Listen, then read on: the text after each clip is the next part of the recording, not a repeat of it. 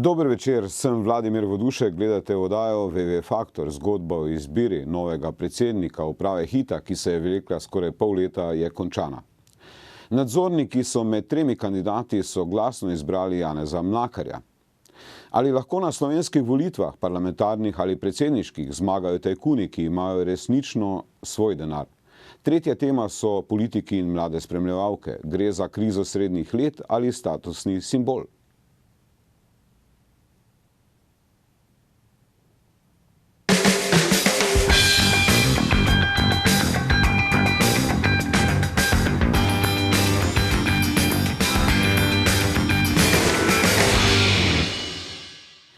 Bitka za imenovanje predsednika Hita je, kot vse kaže, tudi tokrat mati različnih afer in zgodb na relaciji Ljubljana-Nova Gorica.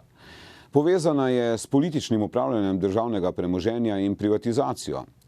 Igralništvo je vedno spadalo v domeno nekdanje službe državne varnosti, ki se je financirala tudi iz igralniškega denarja. Hit je očitno zelo pomemben že od afere Hitviz, ko je tajno službo vodil še Miha Brejc. Bolj še ve, kot jaz. Se pravi, tako imenovano jugoslovansko UDBO. Zdaj, če uporabim ta izraz UDBA za vse tiste tajne službe, ki so takrat bile in se preimenovale in tako naprej. Imeli pa smo tudi v bistvu potem posamične republiške UDBE.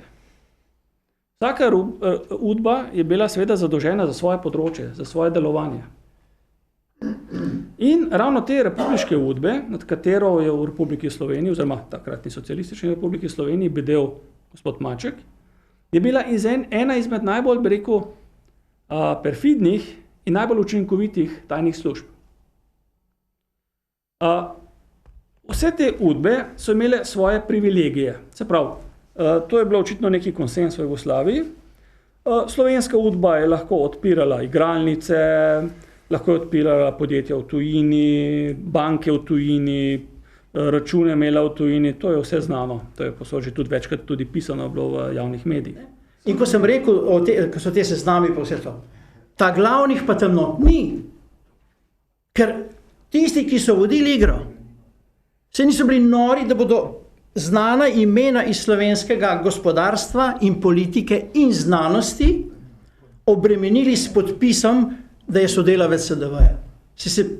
Poslušajte, moraš biti nor, da je ta zgatega. So pa ljudje bili, ki so aktivno sodelovali pri stvari, pa jih ne v nobenem seznamu ni. To, ker tam gledamo, več ali manj drobiš. Bistvena stvar, verjamem, vsak ima svoje mnenje, bistvena stvar je pa bila prej pravzaprav povedana. Ekonomska moč, kaj se z njo dogaja? Jaz se ne strinjam, da je bila partija zmedena. Vrh partije je zelo dobro vedel, kaj treba narediti. Mi ne moramo narediti drugače, kot da zmeri vlado. Mi se ne predstavljamo tega, da ne bi bili na oblasti enkrat rekel Dolanc. In oni so že v 70-ih letih, ko so videli, kaj se v Jugoslaviji dogaja, in potem seveda v 80-ih, sistematično puščali denar v tujini. In ta denar je tam ostal na osebno ime ali pa na firmo, kakorkoli, ne to. Z nama sta seveda kot vedno naša stalna komentatorja Aljuš Pertinač iz Ljubljane in pa Sebastian Iretič iz Kopra. Dober večer. Dober večer obema. Zdaj, jaz predlagam, da se najprej ustavimo pri tem prispevku, kjer je zelo jasno povedal odvetnik Mihevc, da je bilo igralništvo v domeni UDBE in seveda, da je to področje, kot ve to seveda gospod Brejc, področje gospodarstva še vedno ostalo v domeni, bi rekel, tajnih služb. Sebastian. No, Vlado, to je zelo dobra istočnica za pogovor o igralništvu. Ko se pogovarjam recimo z raznimi akterji iz te panoge, ki so kritični do današnjega stanja, znajo včasih v šali reči, da je igralništvo edini razlog, da jim je žal, da nimamo več UDBE. UDBA je vsaj vedela, kaj delati s tem, tej državi se sanja ne, kaj početi z igralništvom. Še posebej mi, ki prihajamo iz slovenske Istre, se seveda spomnimo, mi smo desetletja živeli s kazinojem Portorož, ki je dejansko zgradil Portorož, ker smo imeli direktorja Špinelja, ki je bil sposoben nahraniti interese Udbe, hkrati pa velik del denarja zadržati. Zgradili so auditorij, marino, letališče, skratka celotna infrastruktura portoroškega turizma se je napajala in hranila iz kazinoja. Danes je igralništvo v Sloveniji neka zadnja tema in tle je več razlogov. Prvo je katastrofalno kadriranje nasploh v državnem gospodarstvu, drugo je pa tudi nacionalna politika. Imamo na eni strani birokratski aparat, ki z igralništvom ne ve, kaj početi, ki je celo negativno nastrojen do igralništva, recimo na Ministrstvu za finance, in potem imamo v ozadju vrsto lobijev, ki že dolga leta onemogočajo spremembo neke zakonodaje. Skratka, Sloveniji se sanja ne, kaj narediti z igralništvom, kako se prilagoditi novim trendom, kako se modernizirati. Eden prvih korakov bi po mojem moral biti, da se to področje premakne iz Ministrstva za finance na gospodarsko ministrstvo, da finance seveda obdržijo nadzor in kontrolo, ampak da samo strategijo in same zakonodaje, da se loti nekdo, ki je razvojno naravnan, ne pa da ima do igralništva negativen pogled, ker je to mafija, ker je to nekaj groznega, ker je vsem popolnoma jasno, igralništvo danes je sicer tudi zabava in gaming, v jedru samega igralništva je pa jasno, da gre za mafijske posle in Udba je imela fenomenalen deal s italijansko mafijo, obe državi so bili zadovoljni, mi smo dobili denar k nam, Italijani pa niso imeli težav na svojem teritoriju. Ne. Ampak zdaj, če se spomnimo, je naša služba državne varnosti izredno dobro sodelovala tudi z italijansko mafijo in seveda ta je posojala denar v igralništvo. Igralništvo pa je bilo nekako skozi v domeni levice oziroma v domeni SD-ja. Absolutno, Vlado, ni bilo v domeni levice, ker takrat smo pač imeli enopartijski sistem, ne? Ampak to, kar je bilo rečeno tudi v prispevku, jaz tam na tisti okrogli mizi iz prispevka kakih težkih levičarjev nisem videl, ampak se moram z njimi strinjati, da seveda je prejšnja oblast vedela, kaj želi s tem početi.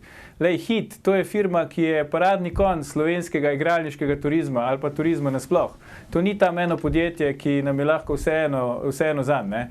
In se bojim, da to, kar se zdaj dogaja, te neke nočne seje, veš, te politične srhljivke, ki se kar nadaljujejo. Zadnjič smo se pogovarjali recimo o tem, kaj se dogaja na čelu SDH. Zdaj se ista zgodba ponavlja na Hitu. Neki padalci tle v sred noči pristanejo in kar naenkrat vodijo firmo, ki je poleg Telekoma, se upam reči, največji dragulj v tem državnem premoženju, ki ga še imamo. In kako bo tako firmo recimo vodil človek, ki nima enega dneva delovne dobe na podobnem položaju in ki ga praktično spet nihče ne pozna. To gotovo niso naključja in si upam reči, da se tudi v tej zgodbi vidi zelo jasen podpis slovenske Mata Hari, šefice SDH-ja in pa seveda tudi podpis obeh zelo glasnih prišepetovalcev predsednika vlade v njegovem kabinetu. Kdo sta ta prišepetovalca? Sta to, mislim, zdaj vsi nekako vemo, da sta to Kešeljević in pa Kopač, a Kešeljević in Kopač sta skadrirala tudi gospoda Mlakarja, ki je pravzaprav delal v upravi Papir servisa in spada nekako v domeno medijskega tajkuna Odlazka. No, akterji, vsi strokovnjaki, ne samo kar se tiče vprašanja Hita, ampak za vsa kadrovska vprašanja o državi s prstom kažejo direktno v kabinet predsednika vlade Mira Cerarja in direktno na gospoda Kopača in Kešeljevića in pravijo, da ne gre ena zadeva mimo njiju. In dejansko je kadriranje v državnem gospodarstvu bilo vedno neka centralna točka izvajanja vsake oblasti in Pahor je začel z nekim umikom politike iz gospodarstva, ki je bil pa seveda napačen, ker kaj pomeni? Navidezno umakneš demokratično izvoljeno oblast, da daš popolnoma proste roke nekemu političnemu podzemlju.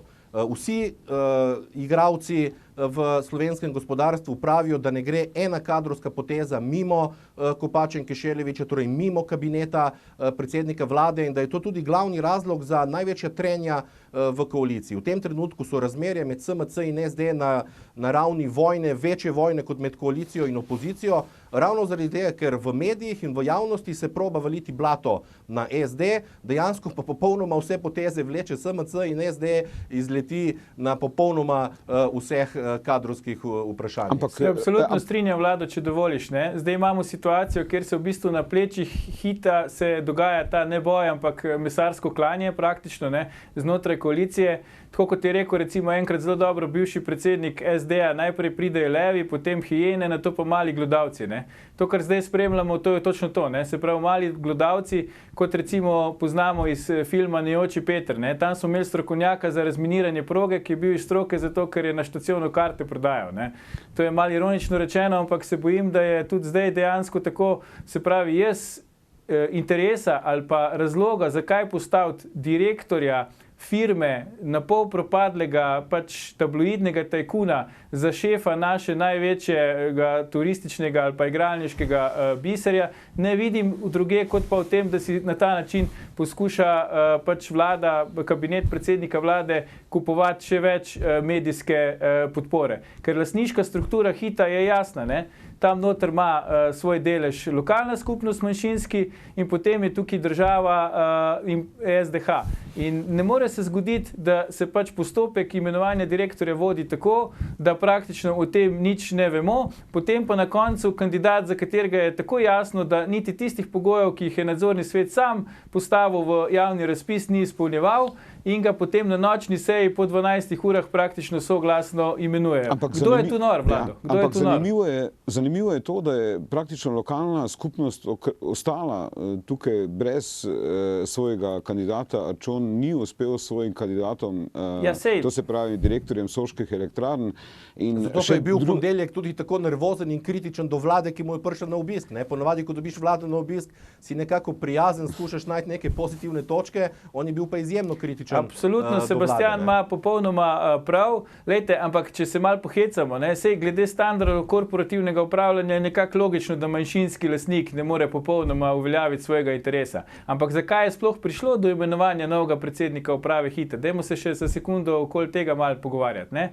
Dimitri Pici ga je mogel iti zakaj? Zato, ker se je zameral prej omenjenemu pač županu Nove Gorice. In župan Nove Gorice je šel do, predvidevam, predsednika vlade, šefice SDH, ne vem koga še, in je dosegel njegovo zamenjavo. Super. Zdaj je ostal brez vsega, kot si sam rekel, očitno so izbrali kandidata, ki ga on ni podpiral. In v čem je zdaj na boljšem? V čem je Hit na boljšem? V čem je slovenski igralniški turizem zdaj na boljšem? Namesto strokovnjaka za turizem smo dobili nekoga, ki o tej panogi nič ne ve. Za papir, strokovnjaka za papir. In to je problem, a veš, ne konkretna imena, pa kdo je komu bolj všeč in tako naprej. Težava je, da mi to premoženje, ki ga imamo, dajemo v roke čedalje manj kompetentnim ljudem. In za kako ceno?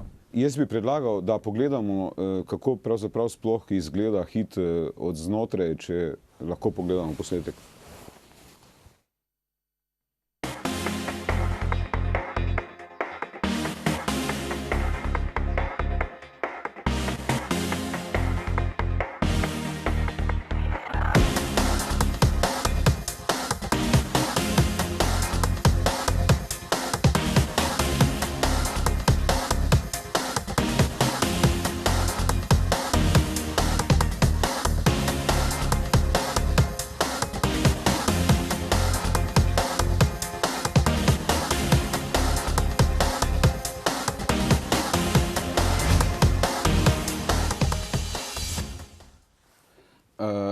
Zdaj, da ne ostanemo dolžni gledalcem, seveda moramo odgovoriti na to, ali sta potem torej Kešeljević in Kopač zdaj šefa igralniškega imperija v Sloveniji, ki naj bi bil nekakšno gonilo turizma, predvsem na obali, ali vendarle v tem bazenu še segajo lovke stare službe državne varnosti in ljudi okrog te strukture. Jaz bi rekel predvsem to, da sta ona dva šefa kadriranja.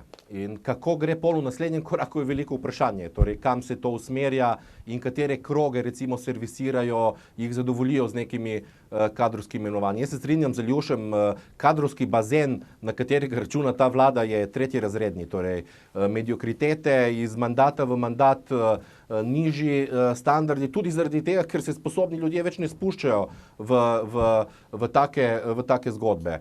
kakšne so lovke prejšnjih služb, ne verjamem, da imajo še kaj pomembnejšega. Tle gre bolj za drugo vprašanje danes. Ampak gre za Hit določene je- posle, od marketinških do drugih in predvsem pri Hitu gre tudi za prikrivanje neke preteklosti. Točno to, ne. V bistvu, Hit je vendarle bil nekakšen bančni avtomat tudi za financiranje političnih strank, zato verjetno tudi ta velika bitka za vodstvo Hita. Ja, ampak jaz mislim, da je dejansko, da so politične stranke tle celo izpadle iz igre in da gre za servisiranje čisto zasebnih nekih omrežij. Hit je imel vrsto nebuloznih naložb.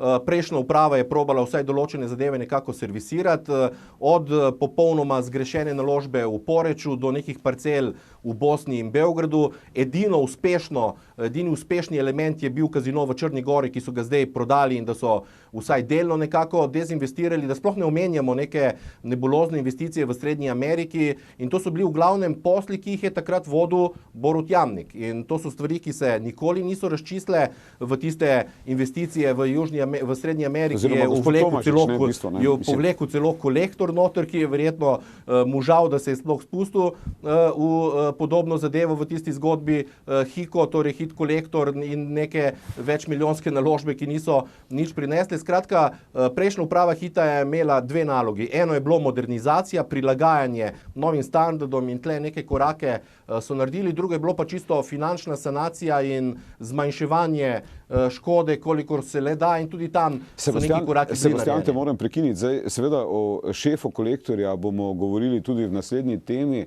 Ne, Vlado, če se vrnemo mogoče malo če na dovoliš, Hit, ja. ne moramo več, ker smo že v bistvu v naslednji temi. Na čelo Združenih držav se je povzpel milijarder Donald Trump. Na Češkem je najbolj priljubljena stranka, ki jo vodi najbogatejši Čeh, Andrej Babiš, najverjetnejši novi češki premijer. In kako je z našimi milijonerji pri nas, ki nočejo biti zgolj strici iz ozadja?